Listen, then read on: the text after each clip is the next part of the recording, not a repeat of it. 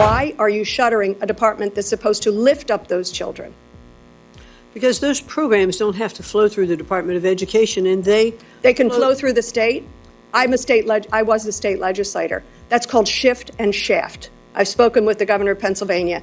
They can't pick up the tab anymore for education of our students. Not to mention, it would be inequitable by state, by state, by state. Why are you in this job at all? If you don't have a dedication to the future of our children, why are you in this job? I, too, am a mother and a grandmother, and I want the best for my family going forward. Vouchers. For my grandchildren, for my great-grandchildren, and I hope to leave a legacy that we have established best practices for education that all the states can use. That would be a great legacy to be able to leave, to be able to show states these are some of the things that they can do. I think states have to look at their budgets. Madam Secretary, the legacy you will be leaving is that I shut down the Department of Education. How we educate our children determines not just their future, but our own. But I think it's a sad legacy you will leave. I yield back. Do you know the number of people that you've had to reinstate of those fired? It's about 74. About 74. So how did that happen? Because, I've been an employer for 37 years. The dumbest thing I could possibly do is fire someone just to rehire them, right? Because you've given them no job security. It's like beyond stupid, right? Not saying that because you didn't do it. Clearly, it sounds like this is from Elon Musk. But how did that happen that people got fired and no one thought of you might need them in your department? Some of that did happen when I returned. Okay. Now, I was in the private sector. I have done restructuring in firms, and it's painful to do that. Yeah. But And fire people to rehire them? Well, here's the thing. Like, usually that's not a strategy. When you are restructuring in a company, you hope that you're just cutting fat. Sometimes you cut a little in the muscle, and you realize it as you're continuing with your programs, and you can bring people back to do that. Yeah. So Or that's you what can we plan did. ahead and not fire people to rehire them, right? That would be another strategy that I think is more often used. Would you agree? Well, I'm saying that I have been on both sides of that coin, and I found them both to be effective. Okay, interesting. We have a different perspective on that, but maybe the world of all-star wrestling is different than my world of business to business. You talked about, and I agree with you, about contracts enriching private contractors at public expense. Does Elon Musk have any contracts with the Department of Education? Listen, first of all, I just It's a simple question, please. This is my time. I have 38 seconds, please, Well, Madam I don't Secretary. know if he does or not. You don't know if Elon Musk has any contracts in your department, and you've met with him multiple times? Elon Musk doesn't have contracts in my department.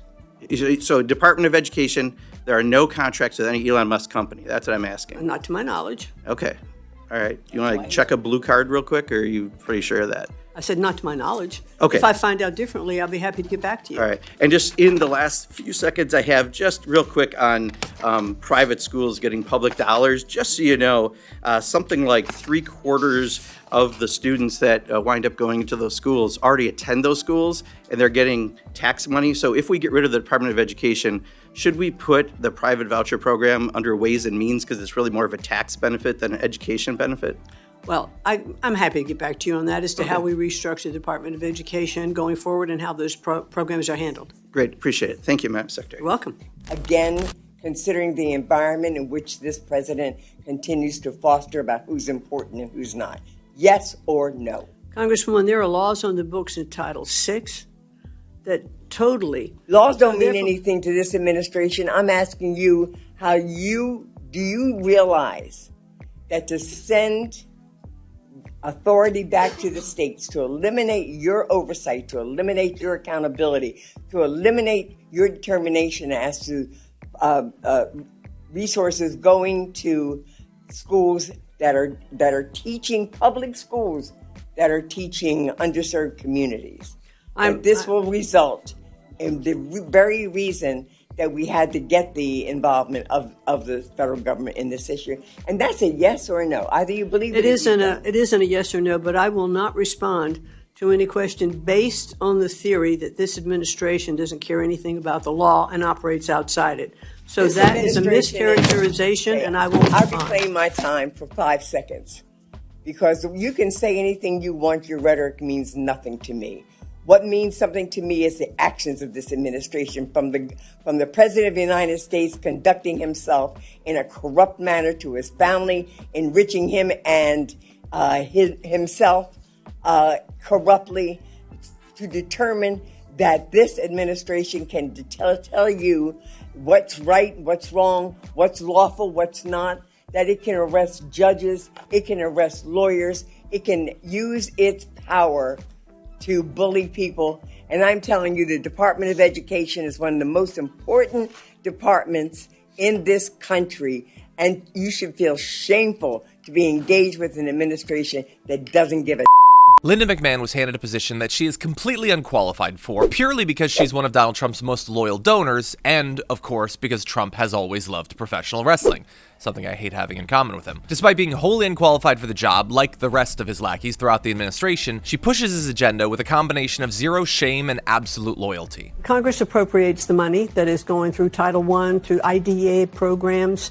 What's that stand for? You know what? I'm not sure I can tell you exactly what it stands for, except that it's the Programs for Disabled and Needs. Individuals with Disabilities Act, I think. Yeah. Yes. I'm guessing. I don't know. I don't know all my acronyms. I've been here for 30 years. This is my fifth day on the job, and I'm really trying to learn them very quickly. Right. I think it was a letter or a report that I heard this morning. I wish I could remember the source, but that there is a school system that's going to start making sure that first graders or even pre-Ks have A1 teaching, every year starting, that far down in the grades. And that's a wonderful thing.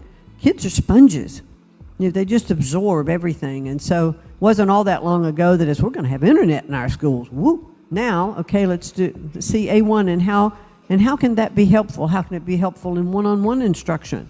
How can it be helpful in absorbing, more information for those fast learners? In a move that surprised absolutely no one, Donald Trump signed an executive order on the 20th of March to start dismantling the Department of Education, calling on Congress to just go ahead and scrap the entire thing. The department, which was created back in 1980 under President Jimmy Carter, has long been in Trump's crosshairs. And as both a candidate and now as president, he's made it clear that gutting public education is part of the plan. Over the past couple of months, the White House has pumped out a stream of reckless, destructive, and in some cases flat-out illegal directives aimed at destabilizing public schools and going after the students who rely on them the most. That includes slashing critical funding, pushing a national school voucher scheme, giving private charter schools more cash and at the same time less oversight, and even signing off on ICE raids targeting public schools. For all the hollow talk about school choice and failing public schools, the agenda could not be any clearer. Take a wrecking ball to public education to free up money for billionaire tax cuts, and if that hurts millions of low-income students along the way, so be it. The reality is that 90% of students in the US and 95% of students with disabilities attend public schools. These schools rely on the programs and protections run through the Department of Education. Eliminating the department means fewer resources for vulnerable students, bigger class sizes, fewer special education services,